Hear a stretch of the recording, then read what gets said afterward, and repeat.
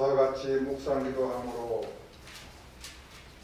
사순절 첫 주일 예배를 하나님 앞에 올려드리도록 하겠습니다.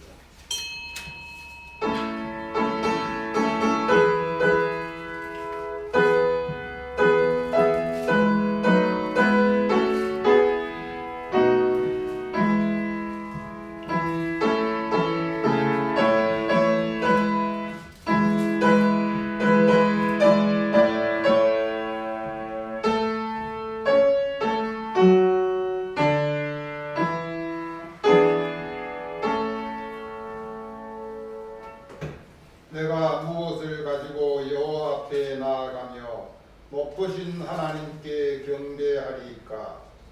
사람아, 주께서 선한 것이 무엇임을 내게 보이셨나니 여호와께서 내게 구하시는 것은 오직 정의를 행하며 인자를 사랑하며 겸손하게 내 하나님과 함께 행하는 것이 아니냐.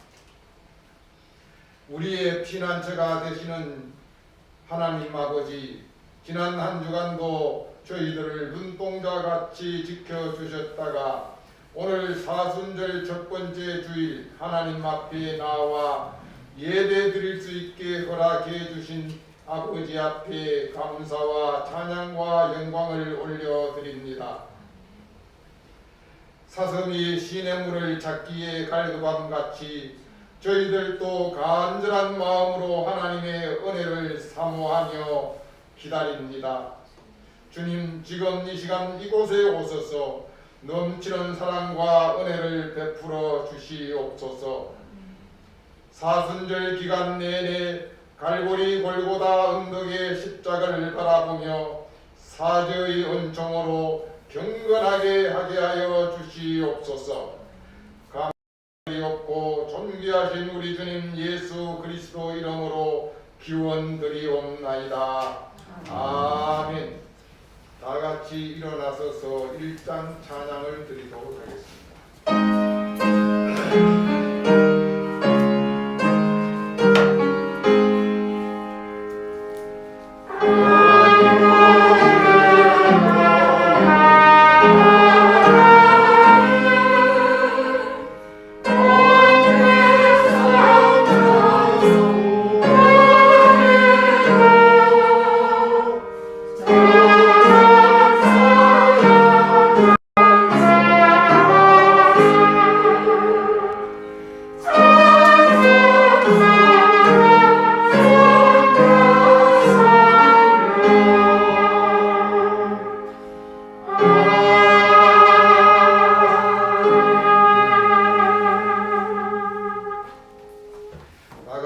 사도신경으로 신앙 고백 드리겠습니다. 나는 전능하신 아버지 하나님 천지의 창조주를 믿습니다. 나는 그의 유일하신 아들 우리 주 예수 그리스도를 믿습니다. 그는 성령으로 잉태되어 동정녀 마리아에게서 나시고 본디오 빌라도에게 고난을 받아 십자가에 못 박혀 죽으시고 장사된 지 사흘 만에 죽은 자 가운데서 다시 살아나셨으며 하늘에 오르시어 전능하신 아버지 하나님 우편에 앉아 계시다가 거기로부터 살아있는 자와 죽은 자를 심판하려 오십니다. 나는 성령을 믿으며 거룩한 공교회와 성도의 교제와 죄를 용서받는 것과 몸의 부활과 영생을 믿습니다. 아멘. 다 같이 자리에 앉으셔서 성시교독 27번입니다.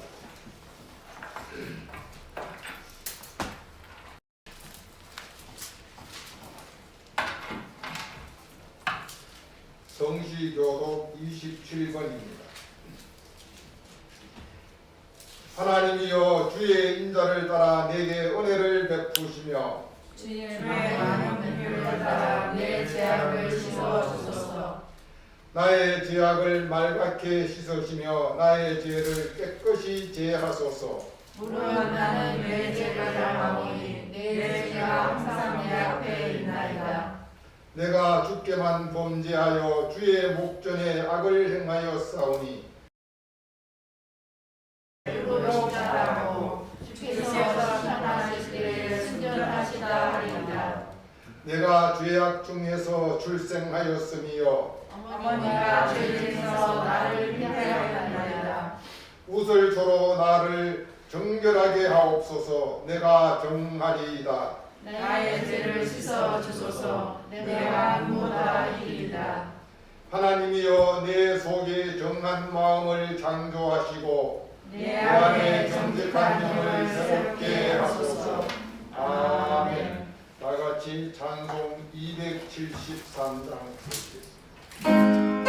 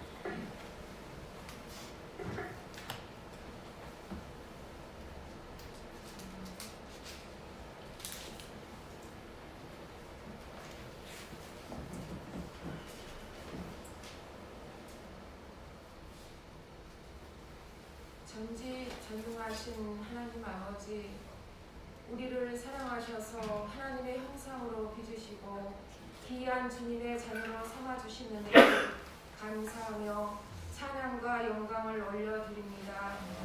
지난 한 주간도 주님이 주시는 은총으로 살게 하심을 감사드립니다. 하나님 아버지, 죄로 말미암아 죽을 수밖에 없는 저희들을 계속의 은혜를 통하여 주님 앞에 나와 예배드릴 수 있도록 허락하심을 감사드립니다. 이 시간도 신령과 진정으로 예배하는 자를 찾으시는 주님, 저희들로 하여금 아버지께서 받으시기에 합당한 예배가 되게 하여 주옵소서. 하나님 아버지, 저희가 주님의 지체로서 주님의 몸된 교회를 위하여 마땅히 해야 할 일을 다하지 못하고 열심히 섬기지 못하였습니다. 회개하오니 저희를 긍휼히 여기시고 용서하여 주옵소서. 하나님 아버지, 특별히 기도하옵기는 사순절이 시작되었습니다. 주님의 십자가를 다시 한번 생각하며 주님의 고난에 동참하는 성목교회 성도님들 되게 하여 주옵소서. 이 시간 저희에게 지혜를 허락하셔서 말씀을 깨닫게 하시고 드려지는 기도가 하나님께서 응답하시는 참된 기도가 되게 하여 주셔서 오늘 드리는 예배를 통하여 하나님의 은혜를 풍족히 받아 하나님의 선하신 뜻대로 그리스도를 닮아가게 하여 주옵소서. 하나님 아버지, 주님 안에서 믿음과 성품이 날마다 성장할 수 있도록 도와주옵소서. 하나님 아버지, 이 나라와 인민족을 위해 기도드립니다. 이 나라 이종자들을 기억하시고 의와 진리를 깨닫게 하시며 지혜와 분별력을 주셔서 올바른 정치를 할 수 있도록 하옵소서. 하나님 아버지, 경기도 어려운 가운데 있습니다. 코로나19도 한속히 지나갈 수 있도록 도와주옵소서. 그리하여 일상생활이 자유로워질 수 있도록 간절히 기도드립니다. 이 시간 다니엘 세우신 목사님 강건케 붙잡아 주셔서 귀하신 말씀 잘 전하게 하시고 성령과 말씀으로 충만케 하여 주옵소서. 저희들은 귀하신 말씀 잘 듣고 마음에 새기며 순종하며 실천하며 한 주간도 승리하며 살아가게 하옵소서. 예수님 이름으로 기도드립니다.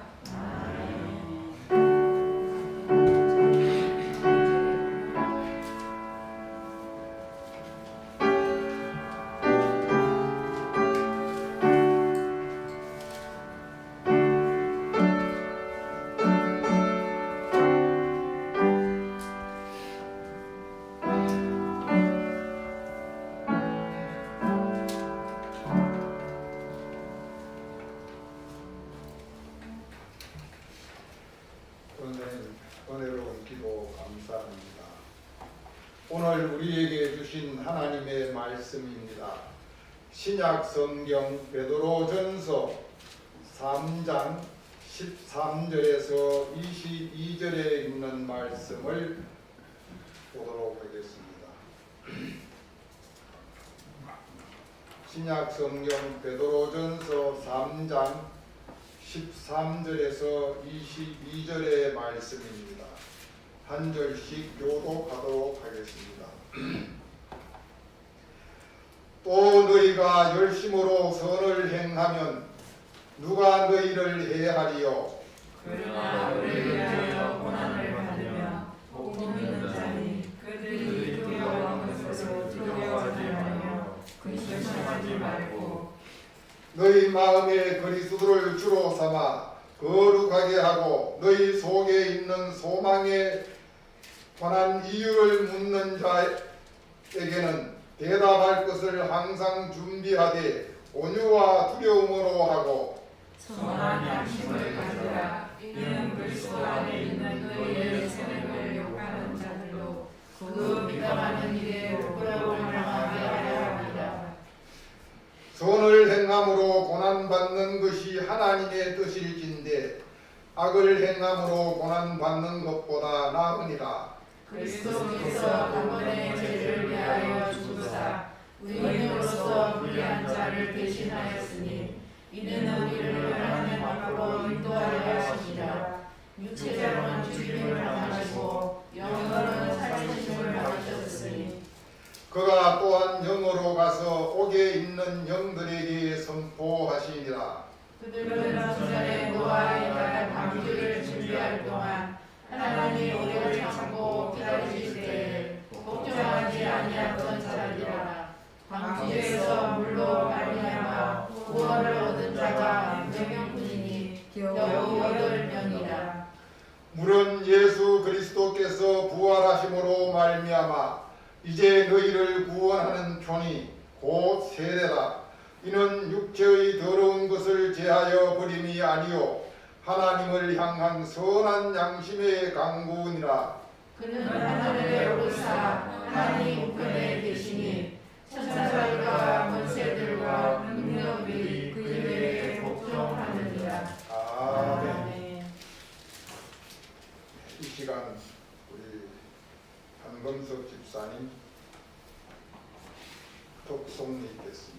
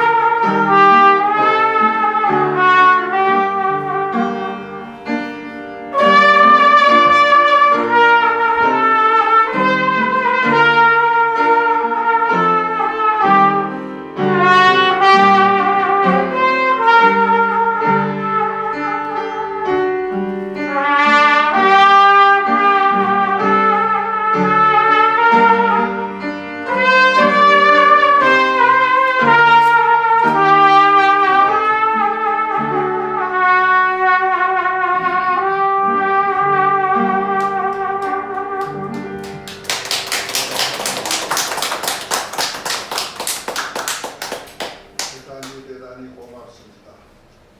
다 같이 찬송 337장을 부르도록 하겠습니다.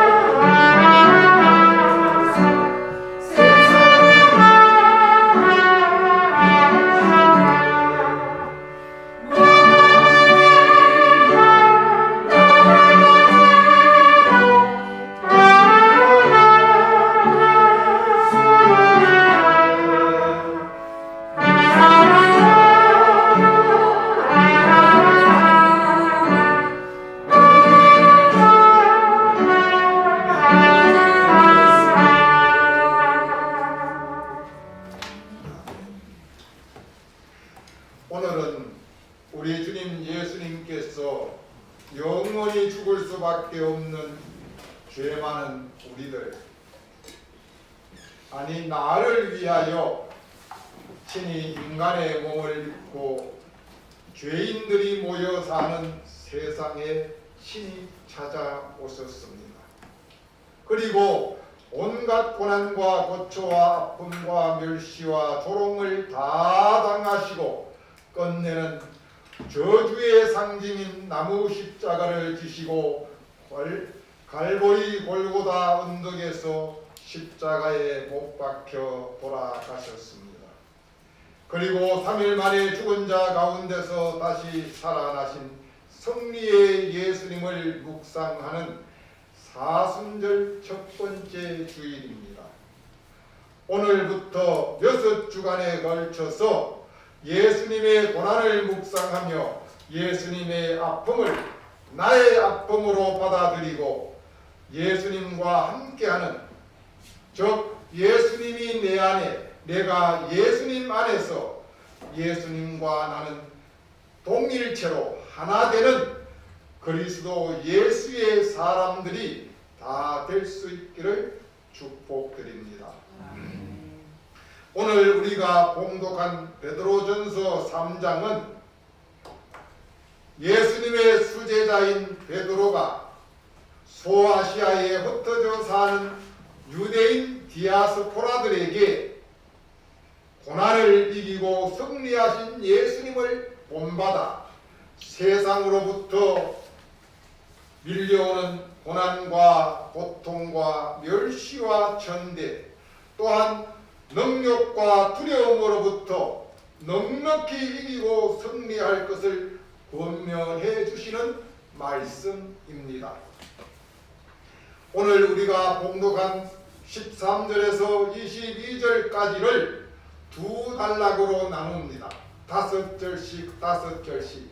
그래서 전반부 13절에서 17절까지와 후반부 18절에서 22절까지로 나누어서 보게 되면은 첫째 단락 13절에서 17절까지의 말씀은 믿는 저희들, 믿는 우리들이 세상으로부터 억울한 고난을 당할 때 우리가 그것을 참고 이기는 방법에 대해서 주시는 말씀입니다. 그리고 18절에서 22절의 말씀은 고난을 이기고 승리하신 예수님에 관한 이야기를 우리에게 전해주고 있는 말씀입니다. 먼저 13절을 보시면은 너희가 열심으로 선을 행하면 누가 너희를 해할 것이냐라고 이야기를 하고 있습니다. 이 말씀의 기본 뜻은 하나님께서는 하나님의 사랑하는 사람인 성도들, 즉 의인들을 향하여 항상 지켜주시고 보호하시고 인도하여 주시며 그들이 하나님 앞에 간구하는 기도를 다 들어주시기 때문에 그리스도인들이 열심으로 선을 행할 때 세상으로부터 해를 당하지 않는다라고 지금 13절은 이야기를 합니다. 너희가 열심으로 선을 행하면 누가 너희를 행할 것이냐라고 이야기를 합니다. 또한 이와 유사한 말씀을 사도 바울은 갈라디아서 6장 9절을 통하여 이렇게 이야기합니다. 우리가 선을 행하되 낙심하지 말지니 포기하지 아니하면 때가 이루어 거두게 되리라고 말씀을 하십니다. 그러나 선을 행하는 자들이라고 해서, 즉 믿는 자들이라고 해서 하나님의 자녀인 성도들이라고 해서 세상에서 우리가 살아가는 동안 어떠한 고난과 고통도 받지 않는다는 뜻이 아닙니다. 그러면 예수만 믿으면 세상의 고난으로부터 해방되어지고 자유할 수 있다면 아마 전도가 잘 될 겁니다. 예수 믿으라고 소리 안 해도 예수 믿는 사람들로 다 채워질 것입니다. 그렇지 아니하기 때문에 예수 믿는 사람들의 삶이 어떨 때는 고달프기도 하고 힘들 때도 있습니다. 그러나 선을 행하는 자들이 당하는 고통이 어떤 것이 있느냐? 즉 육체적인 고통은 우리는 얼마든지 우리도 세상 사람들과 똑같이 당할 수 있다는 것입니다. 예수 믿는 사람들이라고 해서 물질적, 경제적 어려움을 당하지 않고 또한 손해를 보지 않느냐? 예수 믿는 사람이라고 해서 사업에 실패하지 아니하느냐? 아니라는 것입니다. 다 당할 수 있다는 것입니다. 또한 예수 믿는 사람도 얼마든지 질병에 걸릴 수가 있고 건강을 잃을 수도 있다고 이야기를 합니다. 그뿐 아니라 예수 믿는 사람들도 자기에게 주어진 명예에 타격을 받는 일도 다반사로 있습니다. 그런가 하면 예수 믿는 사람도 세상 사람들로부터 손가락질 받고 욕먹고 비방을 다 당할 수가 있습니다. 그러나 오늘 말씀이 우리에게 주시는 이 13절의 말씀이 너희가 열심으로 선을 행하면 누가 너희를 해하리요. 이 말씀은 지금까지 말씀드린 육체적인 이 고난과 고통이 아니라 믿음으로 사는 영적인 문제에 대하여 이야기를 하고 있다는 것입니다. 믿는 사람이 선을 행하되 열심으로 선을 행하는 그 사람이에게는 하나님께서 그의 영적인 문제에 대해서는 그 어느 누구도 해를 끼칠 수가 없고 또한 도전할 수가 없다는 말씀을 해주고 있는 것입니다. 그래서 14절 15절을 보시면 이렇게 이야기를 하고 있습니다. 의를 위하여 고난을 받으면 복 있는 자니 그들이 두려워하는 것을 두려워하지 말며 근심하지 말고 이렇게 합니다. 이 말은 무슨 말이에요? 세상 사람들이 두려워하는 두려움, 세상 사람들이 걱정하는 근심 걱정, 이것을 내려놓으라. 오늘 찬송가 337절에 7장 7절에서 우리가 찬양한 것과 같이 수고하고 무거운 짐진 자라 다 내게로 오라. 너의 무거운 짐 나에게 맡겨라. 그러면 내가 너희를 평안하게 해주겠다고 말씀을 합니다.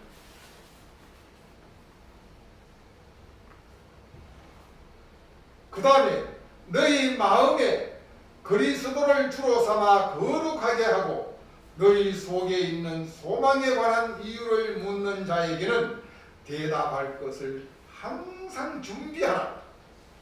그리고 그 준비한 것을 온유함과 두려움으로 준비하라고 말씀을 하고 계십니다.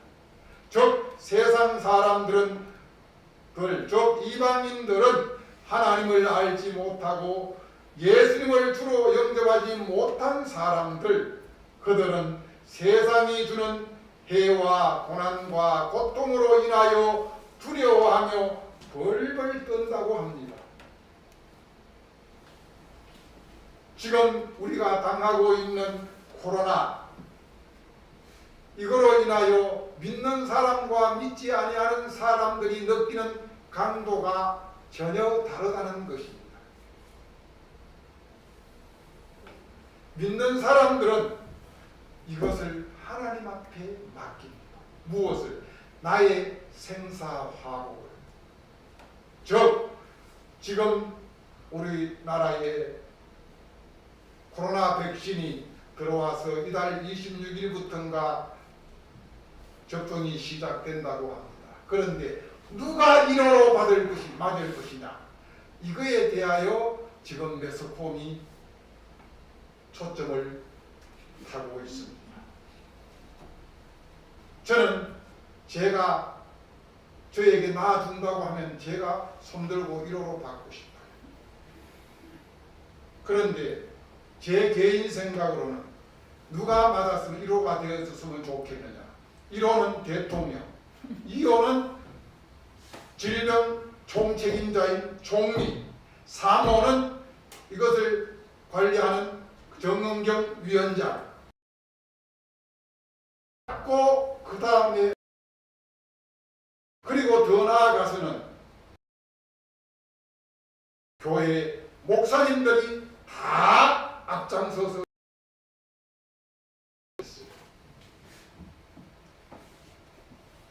그러나 어떤 요양원의 간호사와 그것을 맞지 않기 위해서 사표를 냈다고 하는 소리도 그렇습니다.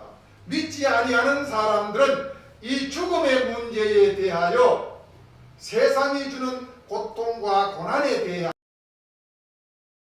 근심 걱정에 쌓여 있다는 것입니다. 그러나 믿는 너희들은 이것으로 인하여 두려워하거나 근심 걱정하지 말라고 이야기합니다. 그리스도를 주로 삼아 거룩하고 너희 속에 있는 소망에 관한 이유, 나는 두렵지 않다, 그것이 전혀 두렵지 않다라고 할 때 믿지 않은 사람들이 우리를 향하여 이야기합니다. 어떻게 너 하지 않느냐라고 물을 때에 그것을 우리가 말할 준비를 항상 하라고 합니다. 그 준비도 어떻게? 시험당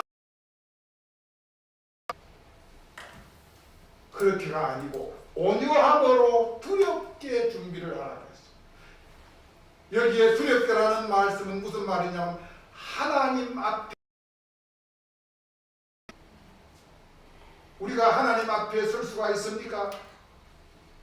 그러나 그런 마음으로 우리가 대통령 앞에 서면 어떻습니까? 자기도 모르게 옷깃을 예비게 되고 앞으로 모으게 되고 허리를 숙이게 되지 않습니까? 인간에게도 그런데 하나님 앞에 우리가 섰을 때 얼마나 두렵고 떨리겠습니까? 그런 마음으로 이야기를 하고 있습니다. 오히려 그리스도 예수로 인하여 우리는 더욱 거룩하고 그리스도께 이 고난과 고통을 기쁨과 감사로 살아가라고 권면을 하고 있습니다. 그러면서 더 나아가서 세상이 주는 고난과 고통을 만약 피할 수가 없이 우리에게 민물같이 밀려온다고 하면 우리는 그 고난과 고통을 즐기라고 했습니다. 파도 타듯이 즐기라고 말입니다. 그것도 안 되면 오히려 세상이 주는 고난과 하라고 이야기를 합니다. 이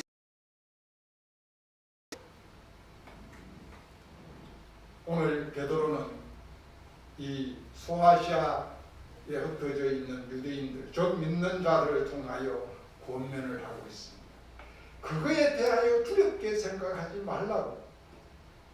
그렇게 기쁨과 감사로 살아가면서 세상이 주는 고난 가운데서 계속해서 열심으로 선을 행하면 세상 사람들이 우리에게 반드시 물어온다고 합니다. 신들은 그렇게 살 수 있느냐고. 우리에게 그렇게 물어올 때 그때가 우리에게는 기회입니다. 그들이 그렇게 물어오는 자들에 대하여 대답할 준비를 우리는 항상 하고 있어야 됩니다.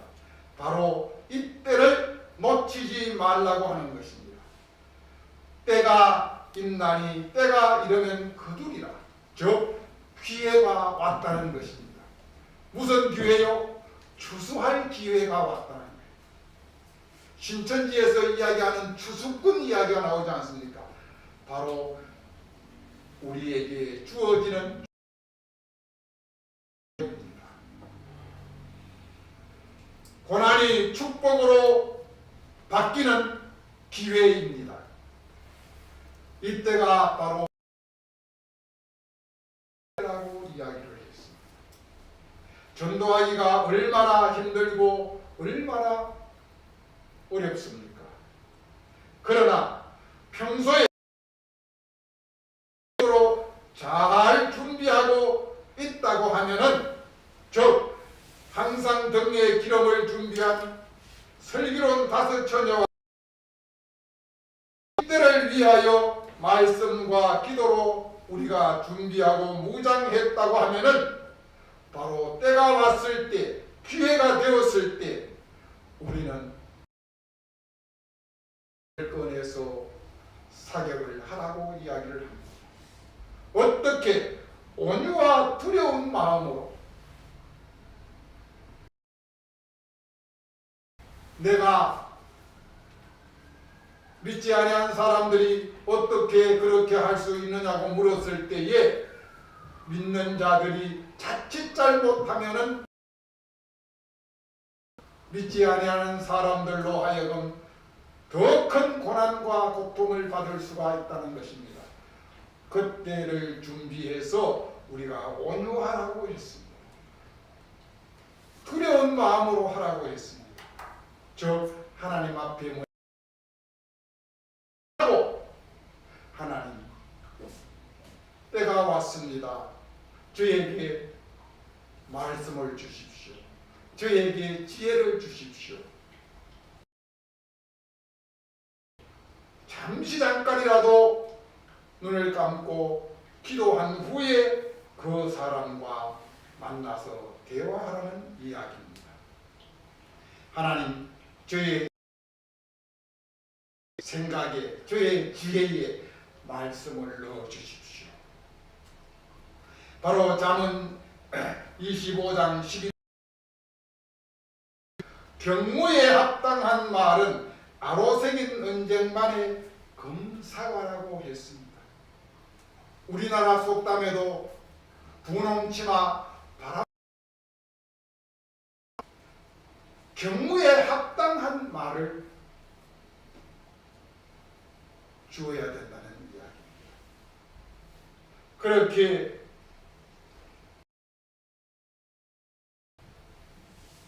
그 시간에 필요한 합당한 말씀을 그에게 넣어줄 때 나도 모르게 바로 열매가 맺어지고 성령의 역사가 일어난다는 사실을 이야기해주고 있습니다. 그러므로 우리는 평소에 말씀과 기도로 무장되지 아니하면 총알을 끄집어내어서 군인이 항상 전쟁을 위해서 전쟁이 내일 아침에 일어나는 훈련을 하고 준비를 합니다. 무엇을 하기 위해서? 자기가 군대 생활하는 동안에 전쟁이 일어나지 아니하지만 준비를 합니다. 만약 전쟁이 일어나면 사격을 할 수 있는 만반의 준비를 말씀으로 준비를 하라고 이야기를 하고 있습니다. 전도의 기회는 않습니다. 내가 지금 처해 있는 이곳이 바로 전도지요. 지금 이 시간이 전도할 시간입니다.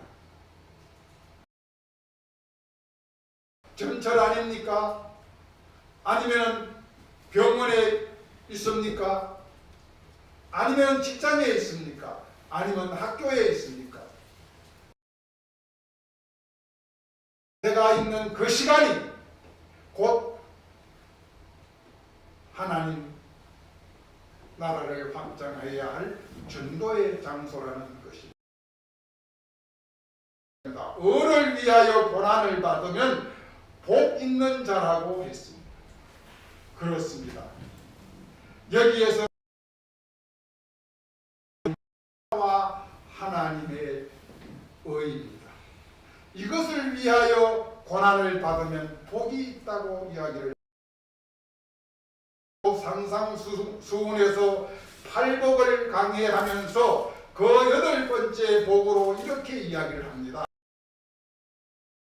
받는 자는 복이 있나니 천국이 그들의 것이니라. 아마 베드로 사도가 이 말씀을 인용해서 하신 말. 베드로 사도는 소아시아에 흩어져 있는 유대인 디아스포라들에게 예수 그리스도와 믿음을 기쁨과 감사로 슬기롭게 지혜롭게 잘 견디고 인내함으로써 반드시 그에게 주어질 영광의 승리가 복으로 따라온다고 이야기를 하면서 그들에게 소망을 심어주고 있습니다. 너희들이 받는 세상으로부터의 고난과 고통을 고통과 고난으로 생각하지 말고 이것으로 인하여 하나님이 너희에게 더 큰 복을 주기 위함이라는 것을 항상 그 고난과 고통을 감사하라고 이야기를 합니다. 다시 이제 16절 17절로 넘어가 봅니다. 선한 양심을 가지라. 이는 그리스도 안에 있는 너희의 선행을 욕하는 자들로 그 비방하는 일에 부끄러움을 당하게 하려 합니다. 선을 행함으로 고난받을진데 악을 행함으로 고난받는 것보다 나으니라. 아멘. 선을 행함으로 고난받는 것이 무엇이라고요? 하나님의 뜻이라고 이야기를 합니다. 그리고 이어서 악을 행함으로 고난받는 것보다가 받는 것이 훨씬 더 낫다고 이야기를 합니다. 그리고 16절은 선한 양심으로 너희가 선한 양심을 가지라고 합니다. 여러분, 선한 양심은 어떤 양심을 일컬어서 선한 양심이라고 이야기할까요? 그 해답을 사도행전 이렇게 이야기를 합니다. 선한 양심이란 하나님과 사람 앞에 항상 양심에 어긋김이 없는 것. 하나님 내가 설 때에 내 마음에 내 양심에 끄리낌이 없는 것을 일컬어서 선한 양심이라고 이야기를 합니다. 디모데전서 1장 19절은 선한 양심을 뭐라고 이야기하고 있느냐? 착한 양심이라고 이야기합니다. 믿음 밖에서가 아니고 믿음 안에서의 착한 양심을 선한 양심이라고 이야기합니다. 양심의 반대말은 무엇일까요? 선한 양심의 반대말을 알게 되면은 선한 양심이 어떤 양심인가를 더 확실하게 선한 양심의 반대말은 디모데전서 4장 2절이 그 답을 줍니다. 양심의 화인을 맞았다. 양심이 불맞았다는 것입니다.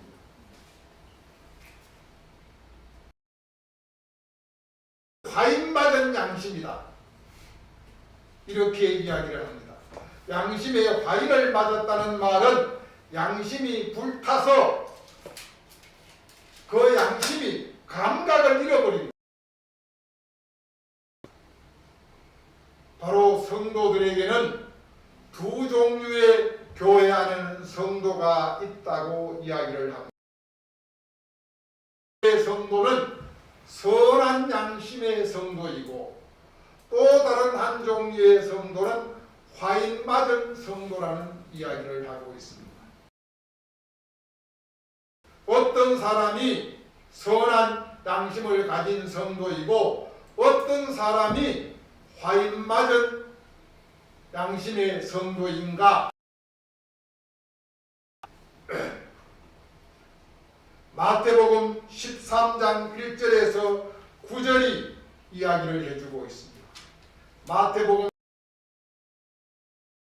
무슨 말씀을 주시는 말씀이냐면은 네 종류의 밭 이야기가 나옵니다. 그 중에서 선은 밭으로 비유하면 옥토입니다. 옥토. 즉 씨앗이 떨어져서 30 결실을 거두는 그런 성도를 일컬어서 선한 양심의 성도, 즉 옥토와 같은 성도라고 이야기를 합니다.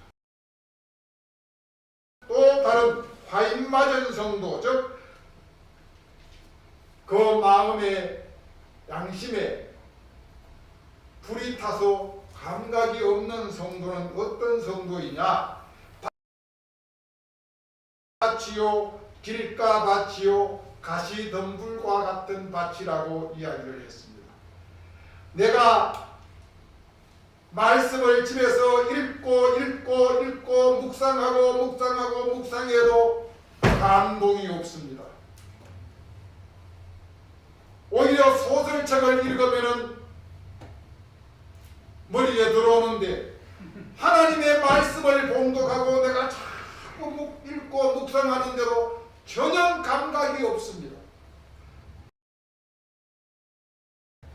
주일날 교회 와서 목사님 설교를 듣는데 감동이 없습니다. 감화가 없습니다. 열매를 토하고 두들기만 하냐? 저 무슨 소리 하고 있냐? 아니면 왜 하필 내 인데만 저렇게 자꾸 매일 주일마다 내 가슴에 못 박는 소리만 하고 있냐? 그 말씀은 돌짝밭이요 가시밭이요 길가밭이라고, 그것은 내 마음에 내 양심에 신앙의 양심에 화인 맞았다는 것입니다.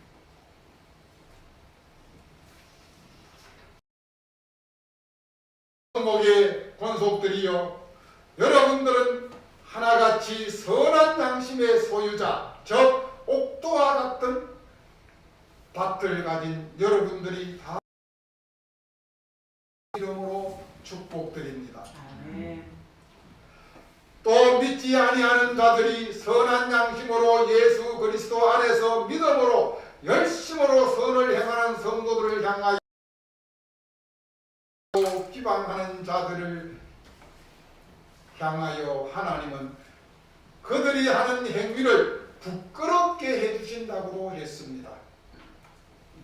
믿는 자들이 믿음으로 선을 행하다가 욕을 먹고 비방을 당하고 고난을 받는다고 할지라도 그것에 대하여 오히려 믿는 우리는 신경 쓰지 말라는 것입니다.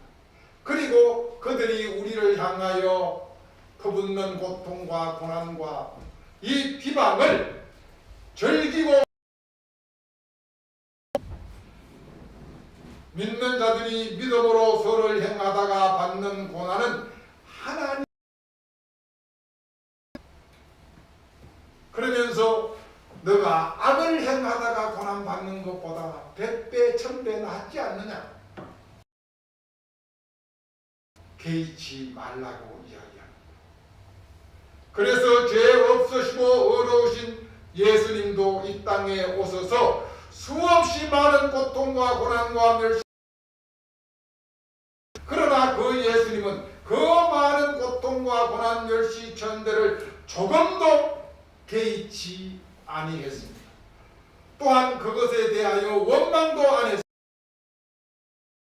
향하여 저주도 하지 않았습니다.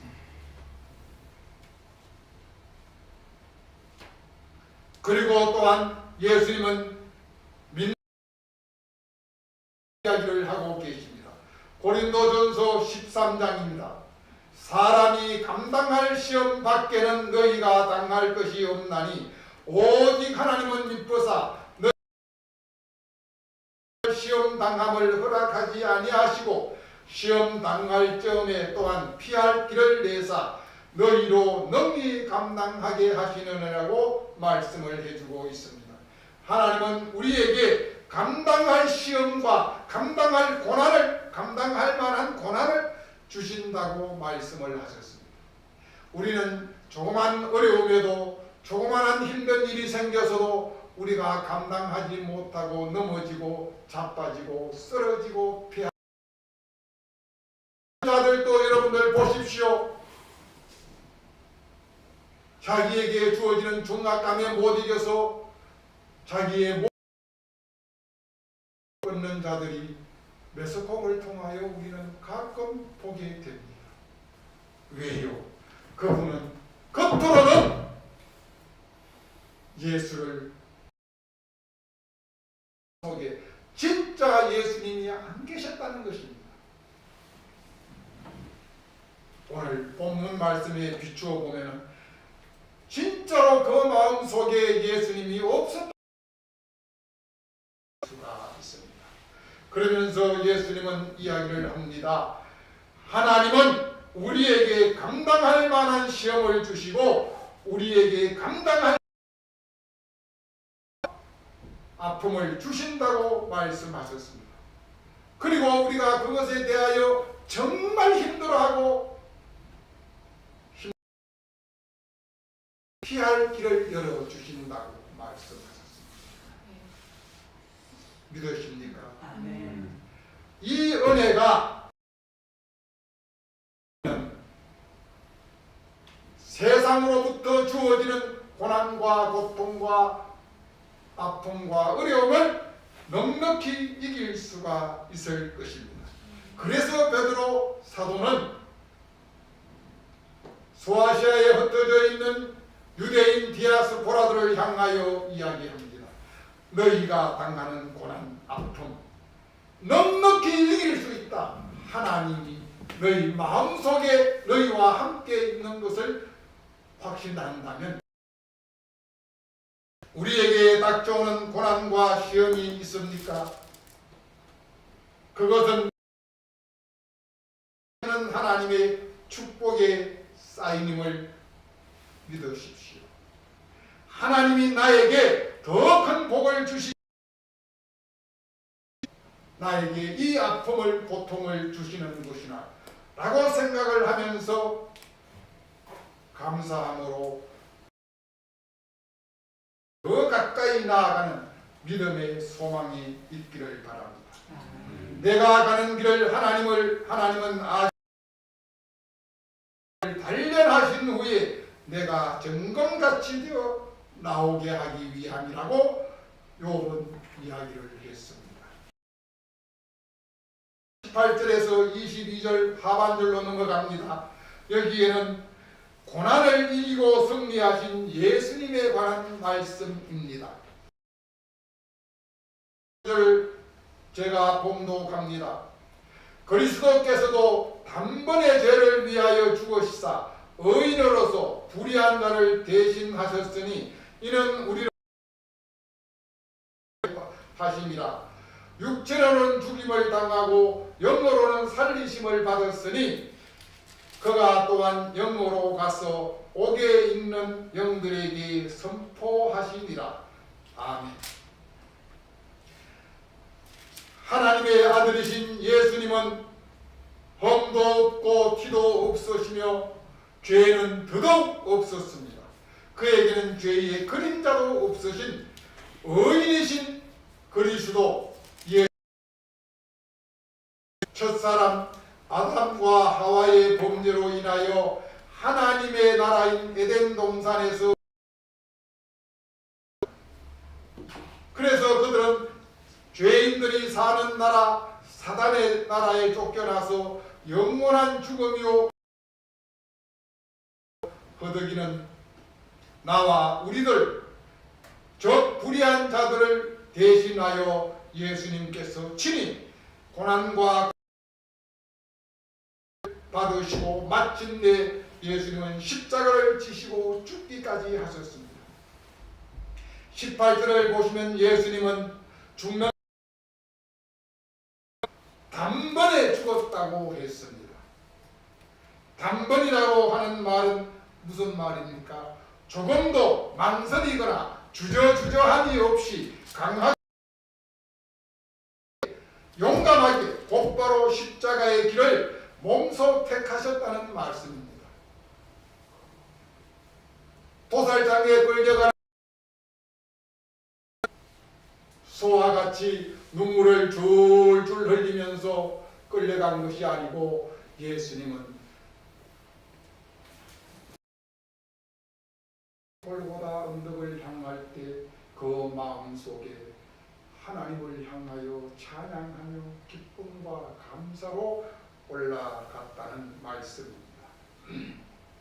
왜 예수님은 당할 수가 있고 강하고 담대할 수가 있었겠는가? 왜? 예수님은 그 안에 예수님 안에는 죄라고 하는 것은 찾아볼래야 완전한 의인이셨기에 즉 엘사다이 전능하신 하나님의 뜻과 섭리를 예수님은 잘 알고 계셨기. 내가 십자가에서 죽음으로 인하여 나타날 또 다른 하나님의 섭리가 준비되어 있음을 알았다는 것입니다. 내가 죄에 오셨지만 내가 십자가를 지고 죽음으로 인하여 그 후에 펼쳐질 하나님의 또 다른 계획과 섭리, 그 영광을 알고 계셨다는 것입니다. 그러기에 예수님은 정말 당당하고 용감하게 망설임 없이 있었다는 것입니다. 그 결과 예수님은 살리심을 받았습니다. 곧 부활 승리하셨습니다. 그리고 19절을 보시면 부활하시고 50일 만에 다시 성령님으로 변모하사 우리 곁에 실린. 그리고 말씀을 하십니다. 옥에 있는 영들에게 선포하리라.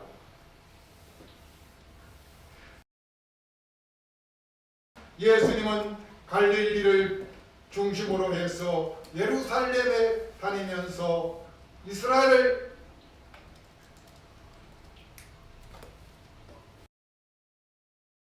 말씀을 선포했었습니다. 그러나 이제 영으로 오신 예수님, 성령님으로 오신 예수님은 옥에 있는 영들에게 하신다고 말씀하십니다. 여기에서 옥 무슨 말일까요? 옥반지일까요? 아니면 감옥일까요? 우리가 좋아하는 옥도 아닙니다. 감옥도 지옥도 아닙니다. 곧바로 에덴 동산에서 쫓겨난 자들이 모여 사는 죄악된 세상 나라를 일컬어서 옥이라고 한마디로 표현을 했습니다. 세상 나라, 이 나라가 지옥이래요. 이 나라가 감옥이래요. 왜요? 세상 나라는 누가 통치하시는 나라가 아니고 사탄 마귀가 통치하는 나라였습니다. 에덴 동산은 하나님이 통치하는 나라였고,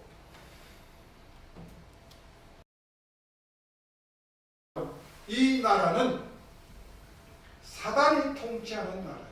이 나라를 성령 하나님이 옥이라고 표현을 하시면서 세상 나라에 사는 사단의 지배를 받고 사는 이들에게 하나님이 성령님으로 오셔서 그들에게 말씀을 선포하신다고 이야기를 하십니다. 말씀드리면 하나님이 보실 때 우리가 살고 있는 이 신락은, 세상 나라는 한편으로 지옥과 같고 감옥과 같은 나라라는, 우리는 하나님이 예수님이 아니면 사탄 마귀의 통제 아래 그들의 손아귀에서 벗어날 수가 없습니다. 자유함이 있을 수가 없습니다. 지옥과 같은 살 수밖에 없다는 사실입니다. 그러나 예수님, 우리의 구세주 그리스도 예수님께서 우리의 모든 죄를 대신하여 짊어지시고 예수님의 십자가의 보혈의 피로 씻음을 받고 십자가에서 죽으신 예수님의 이름을 부르는 에게 구원의 통로를, 구원의 대로를 펼쳐주셨습니다. 바로 그 길이 십자가의 길이요 였던 것입니다. 사랑하는 성도 여러분, 이 사실을 여러분들은 믿으십니까? 네. 십자가의 고난을 이기고 승리하신 우리 주님 예수님을 나의 우리 모두가 승리하는 축복의 은혜가 있기를 바랍니다. 이제 20절에서 여기에는 노아 홍수와 물 세례를 우리에게 제시를 하고 있습니다. 베드로 사도는 노아의 대홍수 사건과 물 세례를 똑같은 맥락으로 보면서 우리에게 말씀을 주고 계십니다. 당시 인간 하나님께서는 노아를 일컬어 노아는 의인이요 당대의 완전한 자라 그는 하나님과 동행했다고 했습니다. 조를 짓게 했습니다. 몇 년간 무려 120년간 방주를 짓게 했습니다. 사람의 시간 120년은 매우 긴 기간입니다. 우리는 120년을 살아보지도 못하고 죽습니다. 얼마나 긴 시간입니까? 120년이 하나님의 시간에서 볼 때 뭐라 그랬습니까? 하나님은 천년이 하루 같고 하루가 천년 같다고. 120년 그 하나님의 120년은 눈 한 번 깜짝하면 120년이 될 수가 있습니다.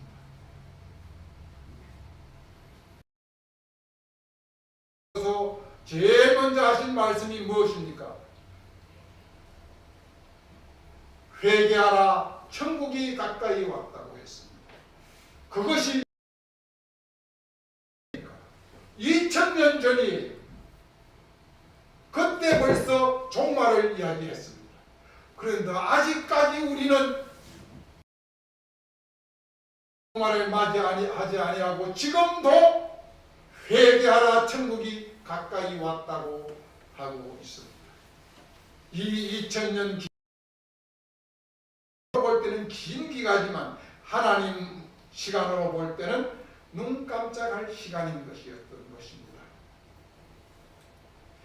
이 일로 인하여 당시 이 땅에 살던 모든 사람들을 비롯한 하나님의 피조 세계는 대홍수로 인하여 다 진멸했습니다. 오직 노아의 식구들 8명만 살아남고 구원을 받았습니다.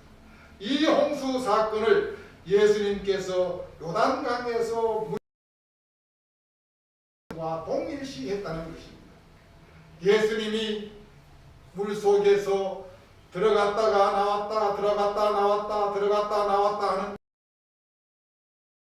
기간은 죽고 또 죽고 또 죽은 것입니다. 완전히 죽는 것을 성부와 성자와 성령의 이름으로 세례를 주로라 하는 이 진례가 바로 죽는 사건입니다. 이것을 노아의 홍수 사건과 동일시한다는 것입니다. 그런데 우리는 오늘날 세례를 어떻게 하나의 교회에서의 예식의 하나로 아주 가볍게 생각을 합니다. 세례가 그렇지 않다는 것입니다. 세례라는 말씀입니다. 바로 피조 세계가 완전히 멸망 심판을 받는 이것과 같은 것이 노아 대홍수와 같은 사건이 우리가 받는 세례라고 이야기를 했습니다.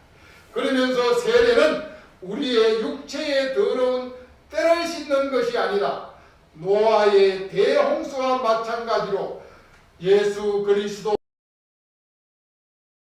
함께 다시 살아나는 부활하는 새로운 인간으로 태어나는 사건이라고 에베소 4장 22절에서 24절 말씀을 주신 말씀을 보시면은 바로 세례가 무엇이냐?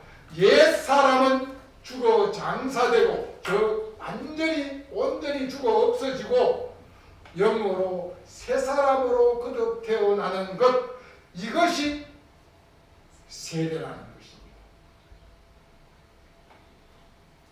이것이 하나님의 뜻을 쫓아가는 선한 양심의 사람들이 가지는 선한 양심, 이것이 바로 믿는 자들의 삶 이야기를 했습니다. 이제 말씀을 맺습니다. 믿는 성도들의 삶 속에는 반드시 슬픔도 괴로움도 얼마든지 있을 수 있습니다. 그러나 이 모든 것들을 우리의 주인 되신 예수님께서 친히 그 주님을 우리는 바라보며 소망하면서 오늘 나에게 닥치는 고난과 아픔이 나타날 그 영광에는 비교할 수가 없다고,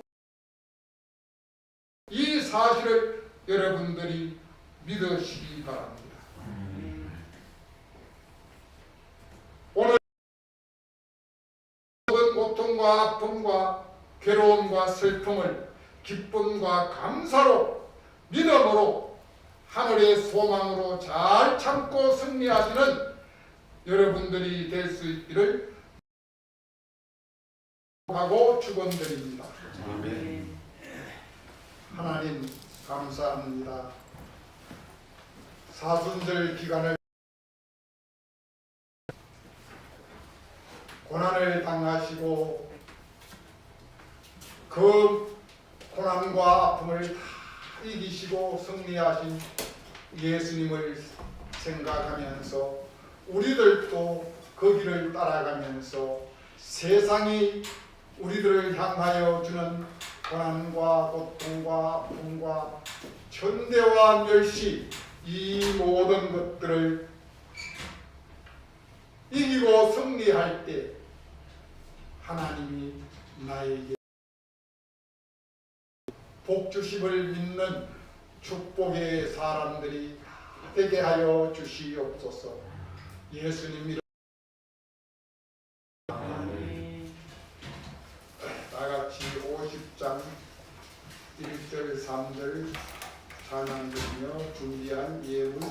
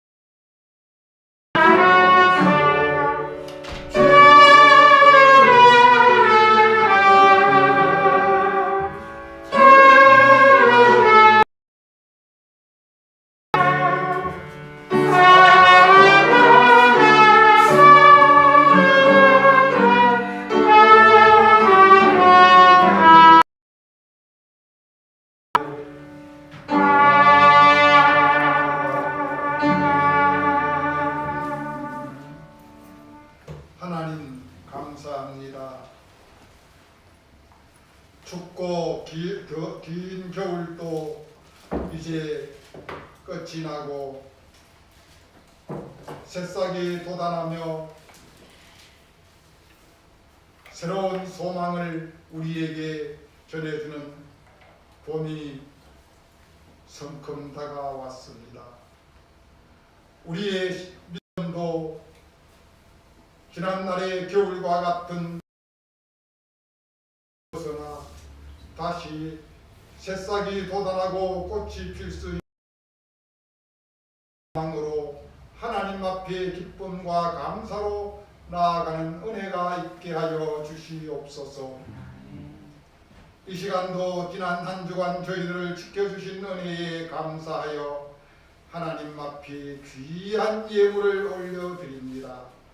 이 예물, 우리의 마음과 정성을 온전히 모아드리는 사라밧 과부의 두 랩돈과 같은 신정으로 예물을 올려드리니 이 예물에 축사하여 주시고 드린 손길에게 하나님 하늘의 신령한 복과 땅의 기름진 복으로 차고 넘치게 채워주시사 물질로 인하여 어려움 당하지 않게 하여 주시고 물질로 인하여 시험 들지 않게 하여 주시며 정말 하나님의 은혜로 인하여 날마다 춤추며 기뻐하며 감사하며 살아갈 수 있는 믿음의 사람들이 다 되게 하여 주시옵소서.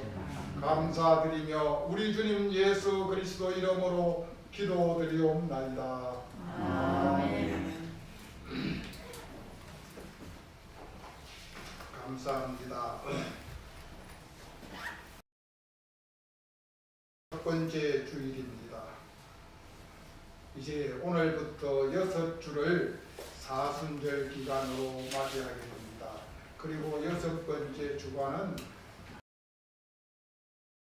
이라고 해서 예수님이 십자가에 달려 죽음을 맛보는 그런 주간이기도 합니다.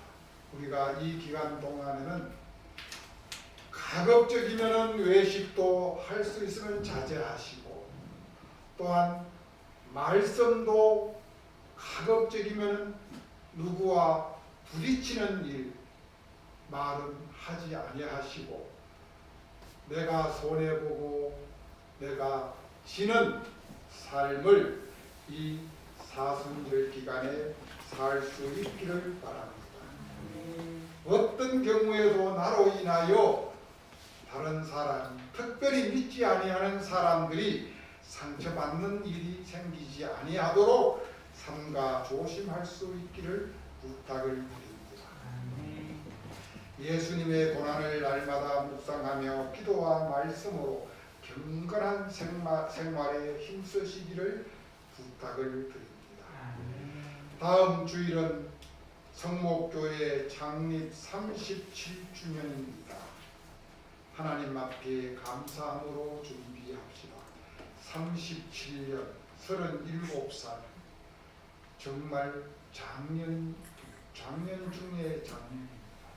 앞으로 3년 후면 부록의 나이를 접어드는 40주년이 됩니다. 그런데 1년 전 개척했을 때의 상태나 37년 후에 지금의 상태나 너무나도 변함이 없습니다. 한결같은 은혜도 좋습니다. 하나님 보실 때, 야, 너희는 어떻게 37년 동안 모습들은 이렇게 아름답게 있느냐, 이렇게도 말씀하시겠지만 어떻게 너는 크지도 못하냐, 내가 37년 피고 양육했건만 너는 만날 고모양 고기에 머물러 있느냐. 37세 된 아이가 아직까지 오줌도 못 가린다고 한번 생각을 해보십시오. 부모 입장에서 얼마나 가슴이 아프실까. 다음 주일날 우리 원로 목사님께서 주시는 여호와는 나의 목자시니 이 말씀에 큰 은혜가 받기를 부탁드립니다. 그리고 다음 주일은 우리가 음악 예배로 하나님 앞에 정말 기쁨으로 드리는 예배가 되기를 바라며, 다음 주일은 우리가 식사 준비를 하지 마시고 옆에 가서 식사할 수 있도록 준비를 합시다.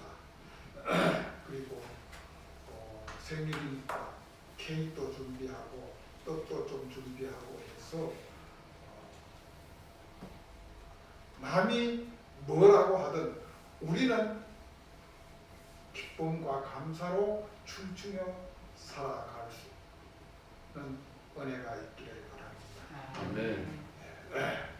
지금 이제 아마 여러분들 다음 주일 찬양을 위해서 준비를 많이 하고 애쓰고 계시는 것 같은데, 하여튼 잘 준비해서 원로 목사님이 오셔서 1년 만에 처음 오시는데 오셔서 분위기 진짜 해피엔딩이다 할 수 있도록 잘 준비해서 먼저는 하나님 앞에, 두 번째는 우리 원로 목사님이 기뻐할 수 있도록 준비해 주시기를 부탁을 드립니다.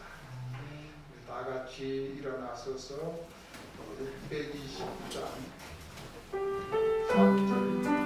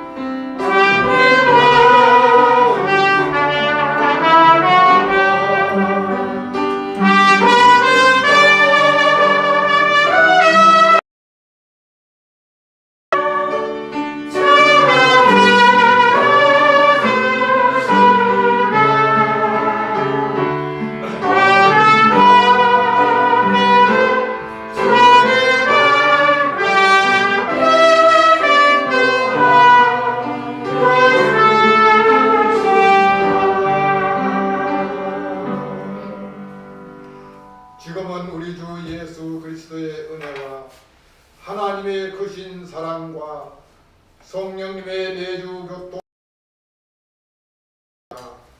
오늘 사순절 첫 번째 주일을 맞이하여 고난을 이기고